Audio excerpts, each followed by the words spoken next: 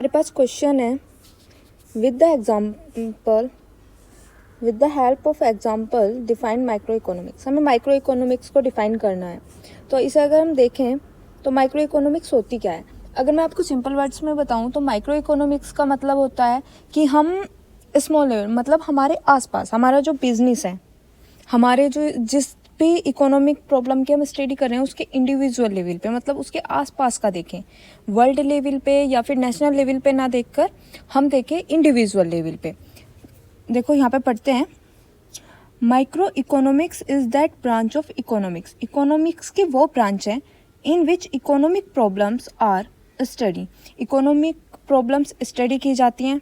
Economic problems का मतलब हम ग्रोथ देख रहे हैं किसी फर्म की, किसी इकोनॉमी के किसी एक एरिया की, कह सकते हैं किसी एक जोन की, एट इंडिविजुअल लेवल, एक इंडिविजुअल लेवल पे, मतलब फर्म के लेवल पे, किसी एक हाउस होल्ड के लेवल पे, या फिर हम कह सकते हैं किसी एक सोसाइटी के लेवल पे।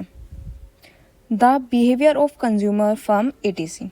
तो ये इंडिविजुअल लेवल पे आ गया, कंज्यूमर का बिहेवियर, फर्म का बिहेवियर, या फर्म की ग्रोथ देख रहे हैं, किसी पर्टिकुलर सोसाइटी की ग्रोथ देख रहे हैं, कल्चर की ग्रोथ देख रहे हैं, तो वो इंडिविजुअल लेवल पे हो गया। लेकिन जब हम बात करेंगे नेशनल लेवल की कि हमारे नेशनल लेवल पे क्या ग्रोथ हो रही है, तो वो क्या हो गई हमारी मैक्रो इकोनॉमी। लेकिन माइक्रो इकोनॉमी में क्या आएगा आपका, माइक्रो इकोनॉमी में आएगा आपका इंडिविजुअल लेवल।